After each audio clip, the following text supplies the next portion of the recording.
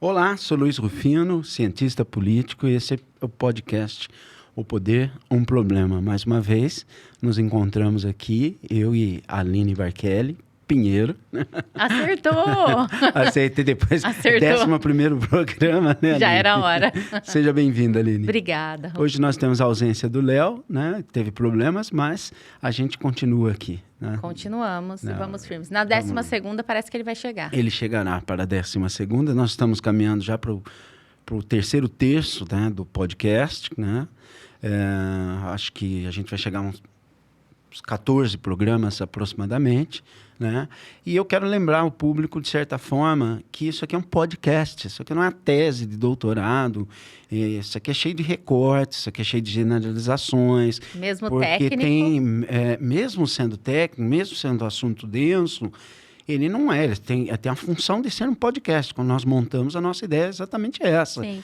Então, claro que você vai ter que reconsiderar certas generalizações, né? Alguns erros que nós cometemos. Isso acontece, faz parte do podcast. Vai fluindo. Porque muita gente está achando que isso aqui é uma tese, que você tem que ficar defendendo, né? Muita gente brigando comigo, porque eu falei mal do Karl Marx no 5º programa. Teve um comentário exatamente, bem tenso. E ofensivos, né? A pessoa acha que... Então, você não leu! Tem um argumento que eu detesto, que é o argumento da autoridade. Esse argumento é o argumento mais fraco que existe, né? Você sabe com quem você está falando, né? Esse é o pior argumento que tem. Mas para os caras pálidas, desavisados aí, eu estudei sim, li muito Marx. Eu venho de uma formação marxista, por incrível que pareça, né? Eu fiz a Unesp de Araraquara, cujo centro de discussão é o marxismo, e no centro da discussão marxista é o trabalho. Eu, por 3 anos, 6 semestres, eu fui aluno do Flávio Berteiro, professor Flávio Berteiro. Eu aprendi Marx por Marx, Weber por Marx, Durkheim por Marx. Era tudo por Marx, né? Então, e vivi meus padrinhos de casamento, assim, Fábio Pacana é um leninista até o osso, né? O Edgar Leonardo Pitino, um gramscista, que foi assessor da Dilma, assessor do Lula, um gramscista até o osso. Então, assim, eu li sim, cara pálida. Li mais que você, que acha que leu. O problema é que o marxismo se tornou de tal forma tão sectário que qualquer crítica que você faça a ele, parece que você está cutucando o capeta, né? Eu ia falar, ele tem que ficar intocável mesmo. Exato. Não sou eu, Luiz Rufino é um pangaré, né? Mas Raimundo Aron, né? Você tem o próprio Weber fazia crítica à monocausalidade da teoria marxista, né? Depois o famoso e quase meu professor Jean-François Mattei, no ensaio sobre o imundo moderno. Eu ficaria aqui fazendo uma lista dos críticos do Marx. Não estou dizendo que Marx não deva ser lido, não deva ser ensinado, não é isso, não. Muito pelo contrário. Eu acho que tem que se estudar, sim, o marxismo, né? Eu concordo com os chamados marxianos, eles se chamam de marxianos, né? Estou aprendendo agora esse termo. Eu acho que alguns dos conceitos eles já foram refutados, mas alguns conceitos são aplicáveis ao século XIX, ao início da Revolução Industrial, sem dúvida, em determinados locais, sem dúvida nenhuma, né? Então, ninguém está brincando, ninguém está de brincadeira aqui. Acho que fica esse recado inicial antes da gente fazer a abordagem. E lembrem-se, isso aqui é um podcast, tá? Se quiser discutir depois, beleza. Eu adoro uma discussão. Você veio pronto para ela. Não, eu adoro uma discussão intelectual. Eu prefiro a discussão intelectual do que essa gente que fica falando mal por trás. Então, vem pro octógono, né? Vamos pro debate. E vamos conversar. Vamos conversar, isso é fundamental. É bom, acho que seja explicado assim, a linguagem do podcast, assim, mais descontraída mesmo. A né? linguagem... Isso. Assim, a gente está fazendo um bate-papo mesmo que seja denso, técnico, com referência de autores. É um bate-papo, até porque eu não sou Da filosofia, Sim. né? Então, por isso que tem essa... A Até gente tenta por isso, ponderar. Exato, eu queria O que Leonildo também. eu quis que você veio, ainda bem, né? Fazer parte do programa, exatamente para dar essa descontraída. E ainda assim as pessoas acham pesado. Né? Muitos comentários falam, olha, vocês precisam fazer uma coisa assim mais didática, porque a gente se perde em tanta referência, etc e tal, né? A gente está voando, então. Mais ou menos assim. A gente está voando. Vamos.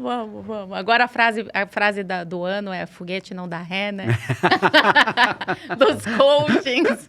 Agora que o pessoal vai ficar bravo. É verdade. Vamos voar. Vamos Então, lá. hoje, é Weber. Hoje a gente vai a um dos grandes da ciência política, primeiro tentando resgatar todas essas 10 encontros anteriores, né? Um grande nome da ciência política é Aristóteles, como nós já vimos, a gente até brincou que é o de azulzinho ali no nosso afresco, né? Nossa, antes fosse nossa, eu queria ter... Você está lá na Capela Sistina. Ele fica bonito. Está na Capela Sistina, está lá no Museu do Vaticano. No Museu do Vaticano. E depois um dos grandes, claro que eu estou saltando, mas estou elencando 2 aqui, por favor, né? Para o Max Weber, que é o que é mais estudado dentro das ciências políticas. Quando o aluno vai estudar as ciências sociais, né? Quando ele tem que ler nos semestres as ciências sociais, ele vai ter como... Vão dizer para ele que o pai da ciência política é o Maquiavel, e na sequência ele vai estudar Hobbes, Locke, ele vai estudar o Weber, ele vai estudar o Marx, depois ele vai estudar o Durkheim, né? Então tem toda essa lógica, mas o Weber é o que marca, porque o Weber ele faz uma inversão, ele categoriza com categorias diferentes da do Aristóteles a política. Mas quem é Weber? Sobre o que a gente vai falar? O Weber nasceu na Alemanha em 1864, ele é um alemão. Ele está assistindo, na verdade... Eu ia perguntar, quem é Max Weber? O Weber, ele é um intelectual que vem da área jurídica, ele estuda direito, né? Na verdade, e ele é empurrado quase que vocacionalmente para a política. Né?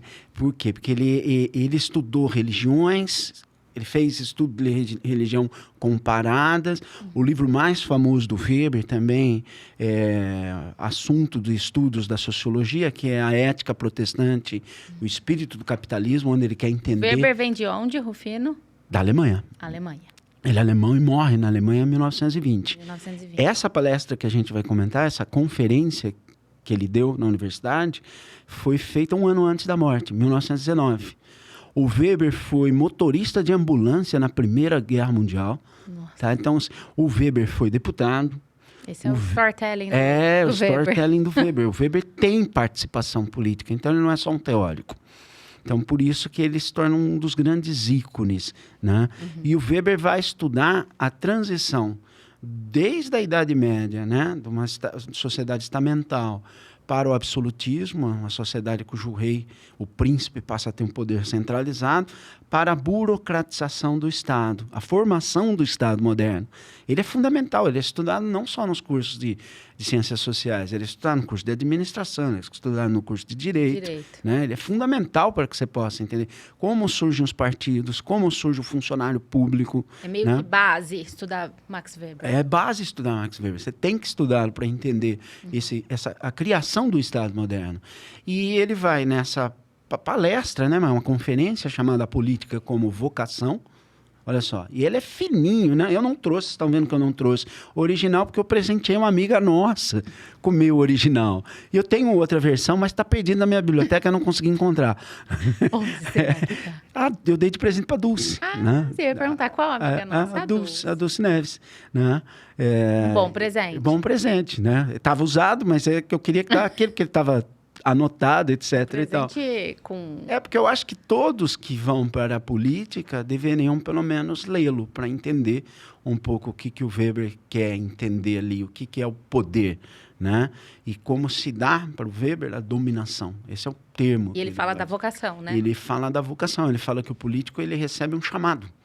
Então, tem 2 textos clássicos dele, a política como vocação e a ciência como vocação. E ele fala que o político, né? Na verdade, vamos dar um passo atrás, entender a sociologia do Weber. Tá. Porque ela é diferente do Durkheim, ela é diferente do Marx, porque o Weber ele se preocupa com a subjetividade. É o primeiro a se preocupar, assim, com a subjetividade. Porque, como diria o Nelson Rodrigues, para o Marx, quem nada é a piscina e não nadador, né? Pronto, já vai arrumar confusão, certo? E para o Durkheim também, o indivíduo, ele sofre uma pressão social, uma coerção social que faz com que ele assimile os papéis que ele vai utilizar, né? A escola, ela tem uma coerção, ela existe antes do indivíduo, né? E ela age sobre o indivíduo, né? Ela é externa ao indivíduo. Então, ele tem que usar uniforme, ele faz isso de maneira natural, sem perceber, né? E o Weber, ele vai romper com essa tradição sociológica, desse peso da sociedade em cima do indivíduo. E ele vai considerar a subjetividade do indivíduo. O centro da teoria weberiana está num conceito chamado ação social. Ação social. E aí ele explica, ele vai para De maneira prosaica, nós estamos num podcast, por favor. O que seria uma ação social? Olha, eu estou de bicicleta, você está de bicicleta, a gente tromba, isso não é uma ação social, isso é um acidente, né? Agora, se eu estou de bicicleta, você está de bicicleta e um desvia do outro, isso é uma ação social, é uma ação dotada de finalidade. Olha, porque os dois tiveram um objetivo. Porque eu, em relação a você, tomei uma atitude, né, que tem uma finalidade, ou que tem um valor. Primeiro, a finalidade, eu não quero trombar com ela, né? Eu vou desviar. Se for por um valor, olha, preserva a vida dela. A vida dela tem um valor. Quero machucar ninguém. Exatamente. Então, as ações sociais, de maneira muito simples, para o Weber, elas são dotadas de sentido, né? E o político, ele é detentor de uma ação social. Sim. Ou seja, e assim, não necessariamente uma ação social vai ser entendida da mesma forma. Então, um gesto, uma palavra dita, você é produtora, você sabe melhor do que eu, qualquer coisa dita ao vivo ou mesmo gravada, pode ser entendido de maneiras diversas, múltiplas, que você não consegue mensurar isso. É difícil você conseguir isso. A gente tem responsabilidade pelo que eu falo e não pelo que o outro entende. Isso. É bem isso. Exato. Nossa, você disse tudo. A gente tem responsabilidade pelo que a gente fala, não por aquilo que é entendido pelos outros. É o grande desafio. Acontece, nesse podcast já aconteceu várias vezes. As discussões são geradas exatamente por isso, por essa subjetividade. Então, esse é o centro da ação social, né? Então, ou ela é dotada de fim, ou ela é dotada de valores, como ele quer. Então, eu vou te dar um exemplo. Uma ação social dotada de fim. Um estudante que quer passar no vestibular. Ele estuda porque a finalidade é passar no vestibular. Objetivo. Objetivo. Uma ação dotada de valor. Ele estuda porque estudar é um valor em si próprio. É uma coisa fabulosa, entende? Então, assim, o Weber está tentando entender o que se passa na nossa cabeça e quando a gente age, qual o sentido dessa ação. Né? E o porquê, o propósito. E o porquê. E ele sabe que existe uma miríade de causas, diferente do Marx, que eu disse no último, que é uma causa só, que o cabeçudo lá falou que eu não entendo nada, que ele disse que não é a luta de classes, mas você salta da luta de classes e vai exatamente para a dialética, termina tudo do mesmo jeito, cara pálida. Vai dizer que eu estou sendo maldoso. Vamos chamar ele para vir aqui? Não quero. Tô brincando. E o Weber não, ele vai dizer que são várias causas, né? Então ele quer entender essas causas profundamente. E como ele tem uma vivência política, ele teve vários problemas de saúde que afastou da cátedra, e ele se casa com a primeira, sim, uma das grandes feministas alemã, né, na época. Assim, a biografia do Weber é interessantíssima. Ele está tentando entender a Alemanha daquele momento. Então, ele faz uma separação básica. O que é poder, né? E o que é dominação? Para ele, poder, o Estado moderno, ele é o grande poder. Como a gente já vem expondo ao longo do podcast todo, né? Ele detém o poder e ele detém a legitimidade da força, o Estado. Sim. Por que legitimidade? Isso é Hobbes, isso não é Weber. Ele está emprestando isso do Hobbes, Thomas Hobbes, né? Certo? O Leviatã, o famoso livro. Por quê? Porque nós cedemos nossa liberdade para não ficar na guerra de todos contra todos, o que o Hobbes utilizava do homo homini lupus, né? O homem é o lobo do homem, né? Ele caça a si próprio, né? Ele é invejoso, belicoso, ele é mau por natureza, né? Então, para a gente não ficar um roubando Ele é ser humano, né? o outro, né? E a gente cede a nossa liberdade para o Estado passa, a partir disso, vigiar a nossa liberdade e poder fazer o uso legítimo da força. Né? O Estado pode fazer o uso legítimo da força. Se nós dois estivermos numa briga na rua e não conseguimos resolver, um policial pode fazer o uso legítimo da força para nos separar. Entende? Então, e para o Weber, é fundamental entender que o Estado tem o uso legítimo da força sobre os cidadãos. Né? Muita gente vai discordar disso, eu discordo em parte também, porque está legitimando o Estado, mas ele se preocupa em discernir o que é esse poder do que é a dominação. Então, ele vai criar 3 categorias diferentes para entender a dominação. Que são? Na verdade, primeiro vamos explicar o que é dominação. Dominação para o Weber, não adianta eu ter um poder, eu tenho que ter a legitimidade do poder. Não adianta eu ter um cargo, eu tenho que ter a legitimidade do cargo. Como um político adquire essa legitimidade? Essa é a preocupação fundamental do Weber. Você já está falando de liderança, que seria um líder ou um administrador? Isso, a gente está caminhando nesse sentido.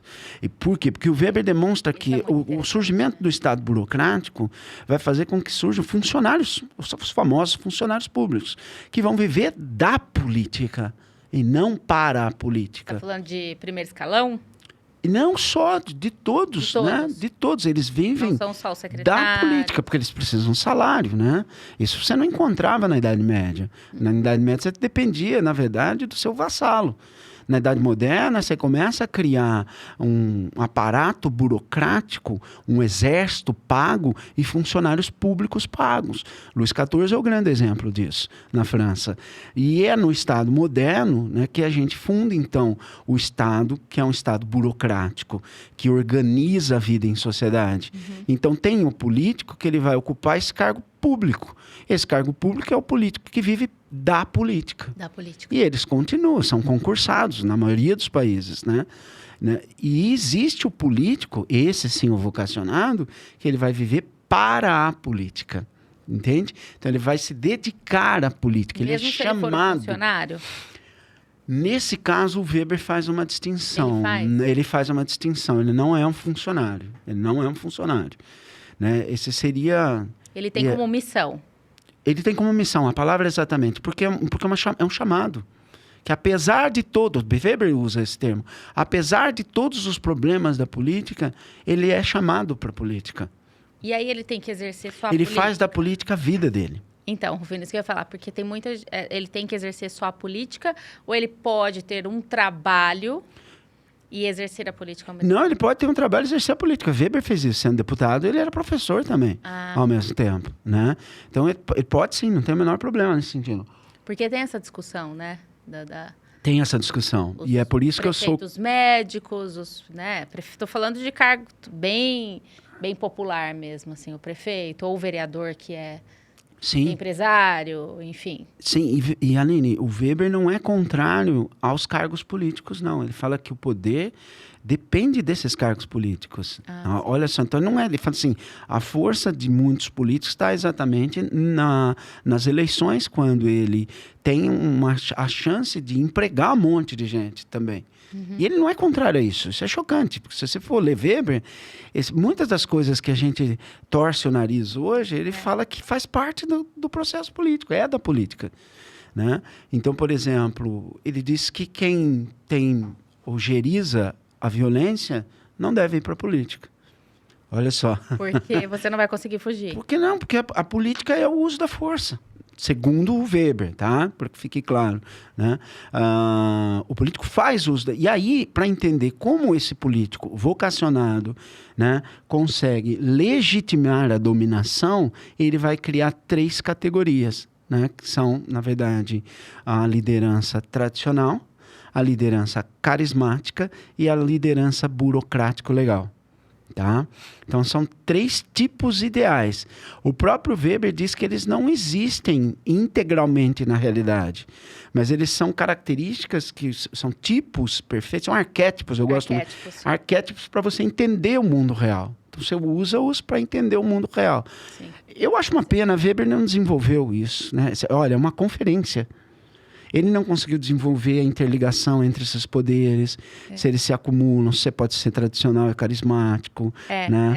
Se o burocrático legal pode ser carismático. Ele não conseguiu desenvolver isso. Um perfil só. E eu acho uma pena porque as universidades não se debruçem sobre isso. Eu acho que não existem só 3 categorias para serem estudadas nesse sentido. E ele rompe com a tradição aristotélica, porque o Aristóteles, na política, ele estudava, na verdade, as formas de governo.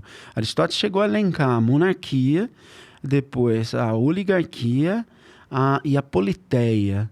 Ele dizia que a degenarquia, que seria a monarquia, o governo de um só, a oligarquia, desculpa, a monarquia, a aristocracia, aristói, os melhores, o governo de vários melhores, né? E a politeia, o governo do povo, né? Ou seja, o governo onde a maioria participa, certo?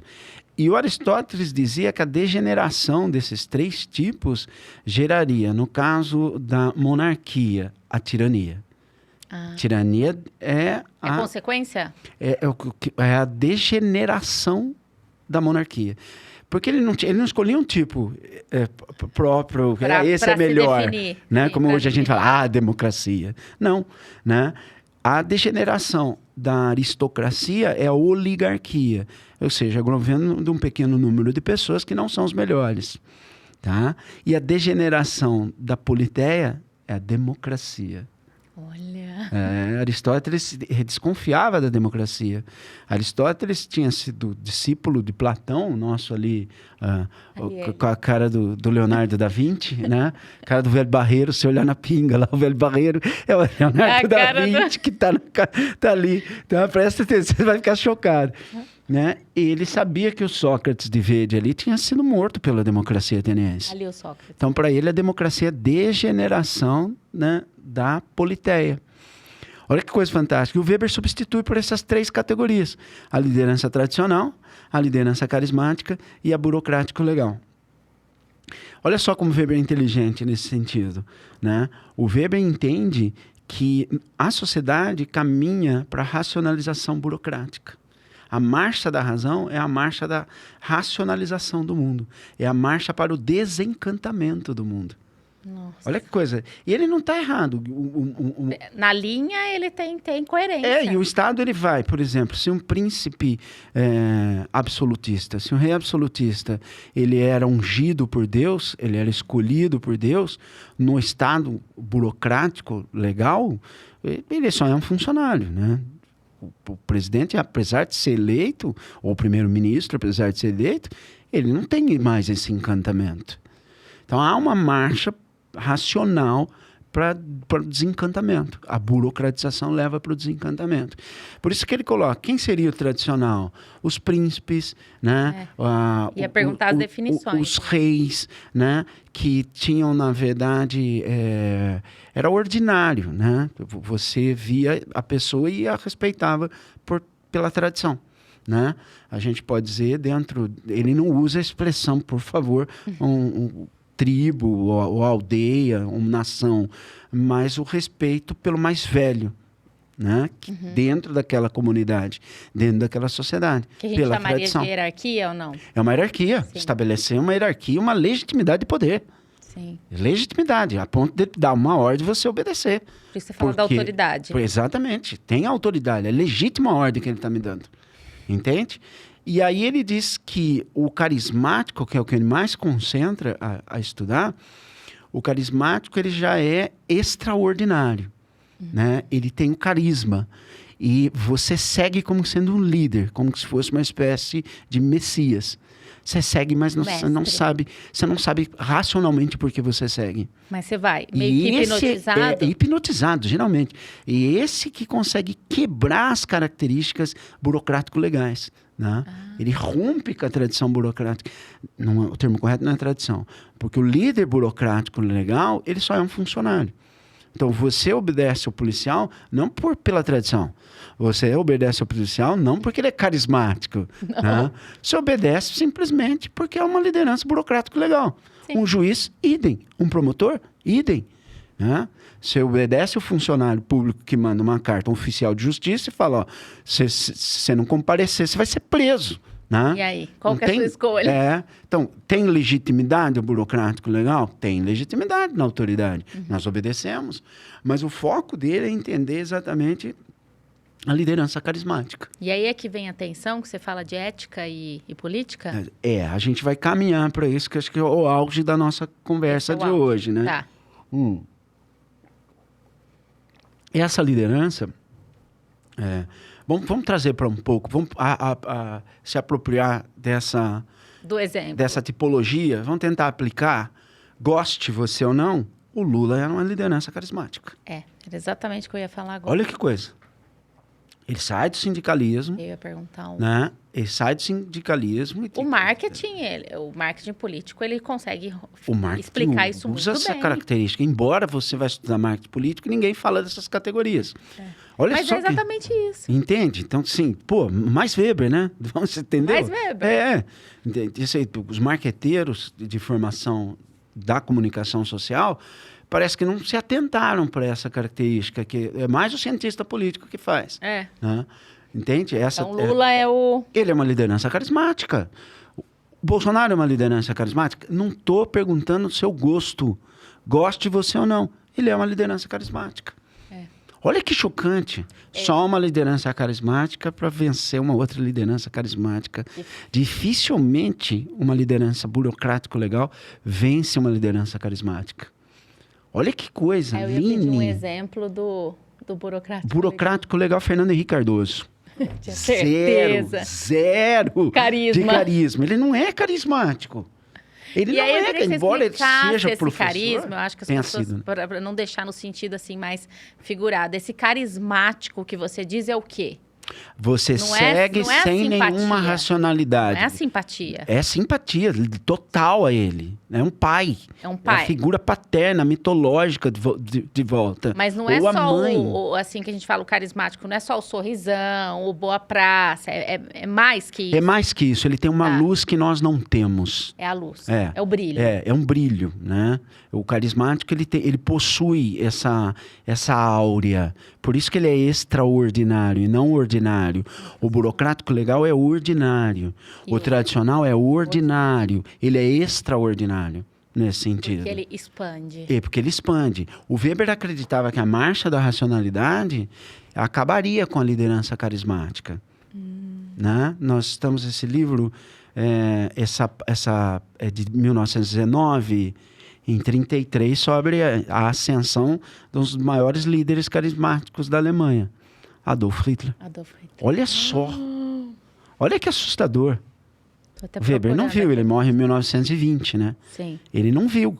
Mas há sim, espectros políticos completamente diferentes do Hitler, que viu o discurso dos Hitlers, do Hitler, Deus me livre. Já basta um... Quem são os outros? Tem até uma história brasileira que um livro brasileiro que um dos filhos genéticos do Hitler estaria no Brasil. Então é uma viagem. É uma viagem. Mas, enfim, o que ele está querendo demonstrar aqui você segue essa liderança de maneira cega. Né? E que ele rompe as estruturas. Se você for ver ao longo da tradição de políticos brasileiros, você vai ver muitos deles. Vargas era um. O pai dos pobres. O pai dos JK, 50 anos em 5, né? O JK, o presidente Bossa Nova, né? O Collor tinha carisma. O Collor, o caçador de marajás. Esse construído, né? Construído. Por isso que a gente fala do marketing. Mas esse destaque que ele... Então, quando você analisa no seu dia a dia. Por isso, eu faço sempre com os alunos. Analisa essas 3 categorias no seu dia a dia. Veja teu professor. Na sua vida comum. Na sua vida comum. Quem você respeita pela tradição? Quem você respeita porque é burocrático legal? Quem você olha e fala, nossa, eu quero seguir esse cara. Esse é o carismático. Esse é que destoa dos restantes, né? Bom, então aí você falou que a gente não chegou ainda na ética e política. Você ia definir os 3 para que entendam. Definimos, eles entenderam, exatamente. Agora a gente precisa entender o seguinte, dentro da política. O político, ele é levado, segundo Weber, por uma vocação, é um chamado. O político, ele tem que ter, para ser chamado para a política, e isso é uma seleção natural. Como cientista político, como analista, quando as pessoas me perguntam, eu posso ir para a política, Rufino? Eu falo assim, você tem uma causa? O político, ele tem que ter uma causa, Aline. Seja de direita, de esquerda, ele tem que ter uma causa. É a bandeira que você levanta? É o que levanta, é o que foi chamado. Ele foi chamado a isso. E a causa agora é meio literal, assim, até na causa animal. Isso, olha que interessante isso. Não é isso interessante? Isso não neutraliza o político, muito pelo contrário. Causa, terceiro setor. Isso o Weber vai chamar de ética da convicção. Uma ética da convicção. O Lula não tinha uma causa, ele não era sindicalista, o que levou, inclusive ele é levado à liderança do Partido dos Trabalhadores, né? A liderança carismática do Partido dos Trabalhadores. Hoje há discussão, deixando de competir o Lula, o PT sobreviveria? Olha só. Né? Essa é uma discussão interessante. Essa é uma discussão interessantíssima. E agora que ele está debilitado? Exatamente. Essa é a discussão do momento. Se ele não conseguir disputar as próximas eleições, quem seria essa liderança carismática? O Haddad é carismático? Não. O Haddad parece uma liderança burocrático legal. Olha que coisa. Quem mais, né? Fico pensando. Isso é difícil, mesmo dentro da direita. E a Dilma? Era quem? Então, ela vem mais pela tradição. Ou burocrático legal, né? Eu imagino que sim. Não tem carisma nenhum. Imagina. Deus do céu. E aí o Weber diz, na verdade, que então você tem que ter uma causa. E isso te leva para a política. Mas quando você adentra ao poder, você adquire o poder, essa ética da convicção, ela em vários momentos terá que ser abandonada. Por quê? Porque você vai desenvolver uma ética da responsabilidade.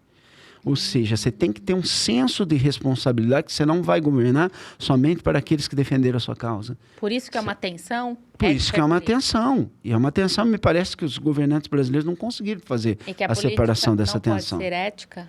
Ela tem então, que ser. Ela tem uma ética de convicção, ela não tem uma ética de responsabilidade. Sim. Né? Porque na ética de responsabilidade, muitas vezes você vai ter que tomar decisões que são contrárias às suas convicções. Porque você está para o coletivo? Porque você está governando, exatamente. É nesse sentido que ele fala. É essa separação. Da onde o Weber tira isso? O Weber tira isso de Maquiavel. Ele tenta tirar da virtude maquiavélica, que a gente já conversou lá nos primeiros programas, né? E da...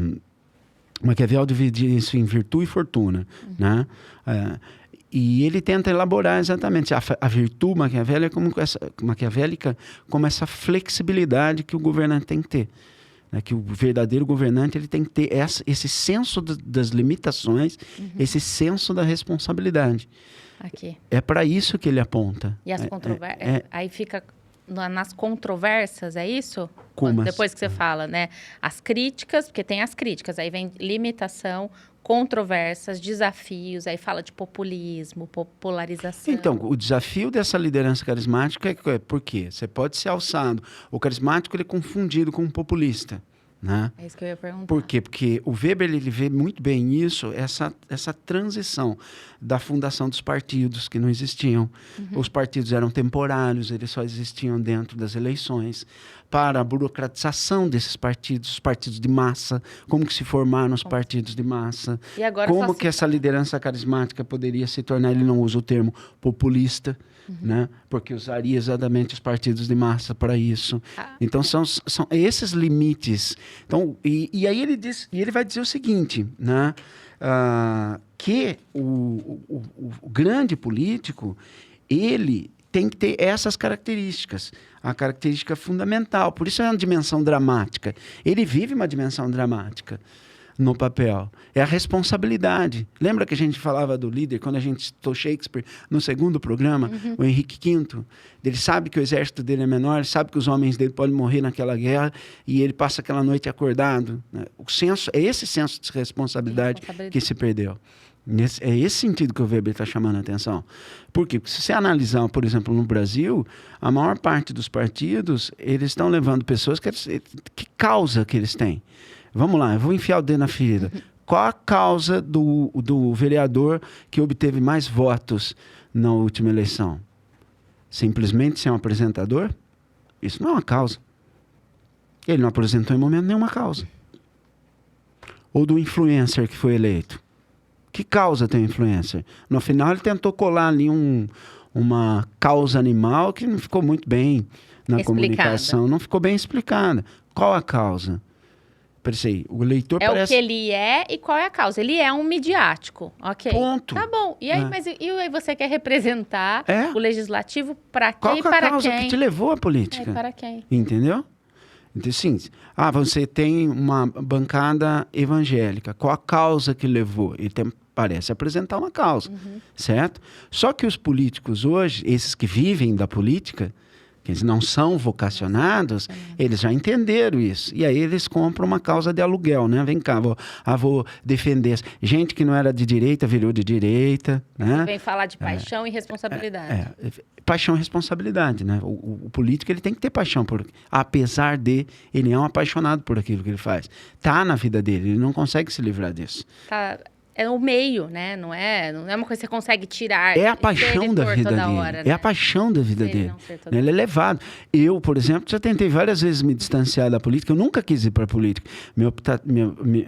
Eu sempre me interessei mesmo. Isso te puxa. E me puxa, a política me puxa. Sempre fui puxado. E vou falar, eu gosto. Eu gosto disso, de fazer isso. Isso é uma paixão. Uma paixão. Literalmente uma paixão. E você vê porque o Weber, como eu disse... Você faz mesmo com raiva. Mesmo com raiva, mesmo, apesar de tudo você faz. Né? Ou seja, até anotei aqui, sem paixão não se faz política. Sem paixão não se faz política. De forma alguma. Tá? Ou seja... E tem equilíbrio? Que é essa a pergunta, né? Tem como equilibrar? É ele que vai. Ele é um demiurgo. O que é um demiurgo? Ele que tá nas mãos dele. Ele tem que ser o moderador da situação. Então, é essa a responsabilidade dele. Que ele vai carregar a culpa, se ele for responsável, pelo resto da vida. Uma decisão arrastar isso. Uma decisão mal tomada, né? Um erro. A vida das pessoas está Já que a gente não pode se livrar da política e nem devemos divinizá-la, como fazem alguns, na verdade, você tem que levar para a política esses são chamados para a política. Né? E entender que quem deve ser chamado para a política são aqueles que possuem uma causa. Né? E que ele tem a responsabilidade, diante disso, de conseguir moderar a causa e a responsabilidade sobre a vida, daqueles que ele governa. É nesse sentido. Pena que isso é uma conferência. O Weber tinha que desenvolver isso mais, mas não deu tempo. Ele morre um ano depois. Ficou lá. Ele morre um ano depois. Aí tem as recomendações. Já estamos na recomendação de leitura ou estamos um pouquinho antes? Não, a gente está um pouquinho antes. Que é a vocação ética. O Weber, na verdade, ele vai emprestar, quando ele rompe com Aristóteles, ele está emprestando categorias kantianas. Ele é um grande leitor. Ele é um leitor de religião comparada. Ele é leitor... Tanto que ele vai tentar explicar o capitalismo por uma religião, né? Quando ele explica lá a ética protestante, o espírito do capitalismo, né? Ele está tentando mostrar que a moral religiosa do protestantismo calvinista interfere no comportamento humano. Então, deixa eu te explicar, né?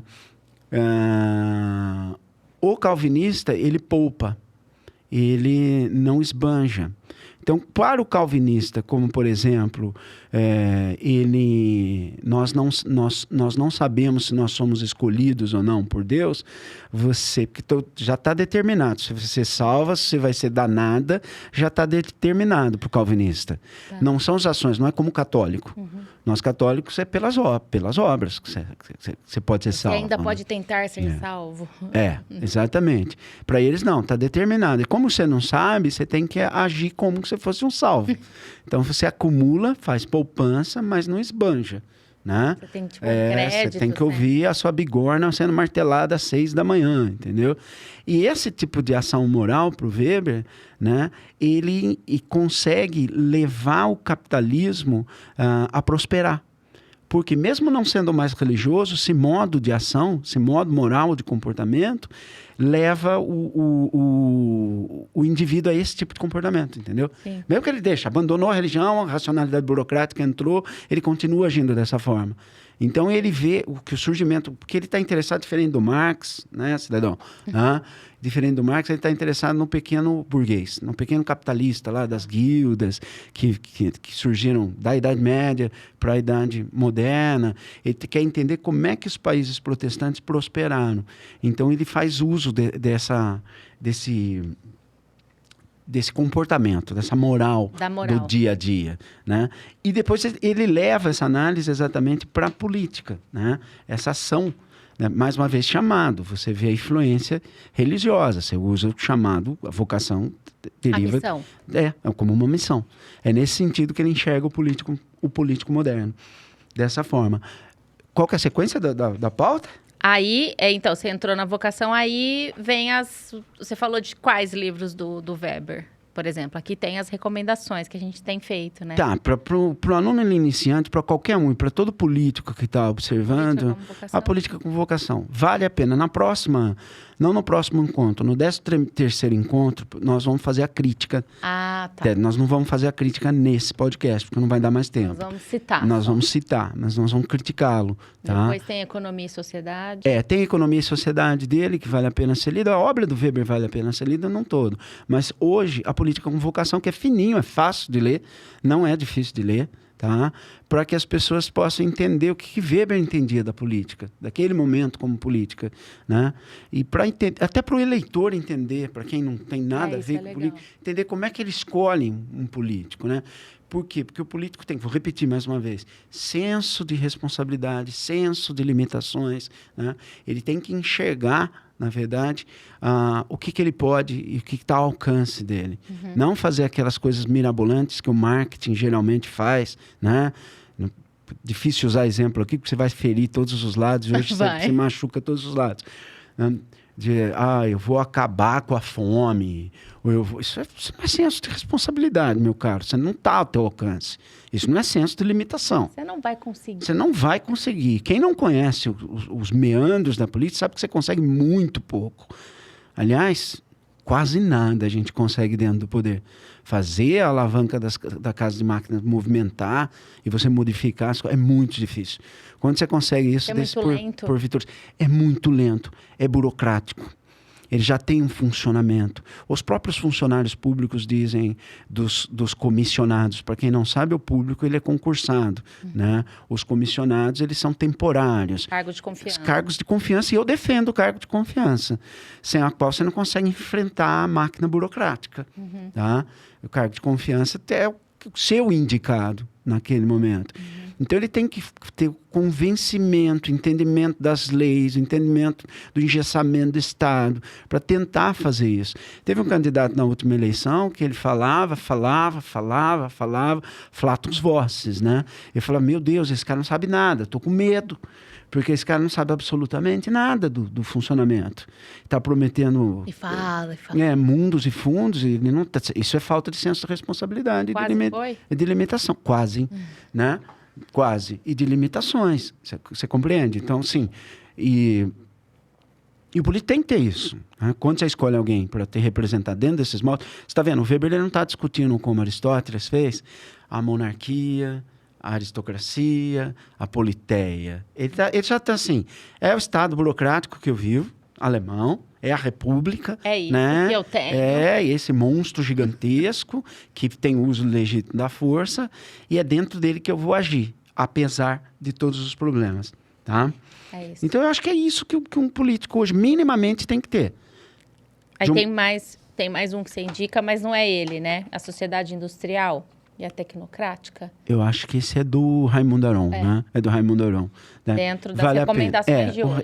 Ele é um intérprete do Do Weber. Weber. Eu acho que isso tá bom para esse nosso encontro ali. Acho que deu para passar. Deu para passar, porque na verdade a gente vai usar isso como esteira para a gente depois criticar o Weber. Porque quando a gente fala que existe a possibilidade de uma ciência política, a gente pensa no Weber, né? Mas aí vem a provocação. Será que ele conseguiu construir definitivamente? Mas, pô, gente, isso é uma conferência. É uma conferência. Uma conferência. Ele nos dá formas de entender a política dentro de uma conferência. Então, continua a nossa pergunta. Será que existe uma ciência política? Fica para Cenas do próximo programa. Aí o Leonildo vai estar. Beleza? Beleza. Então a gente se despede. Até daqui a pouco.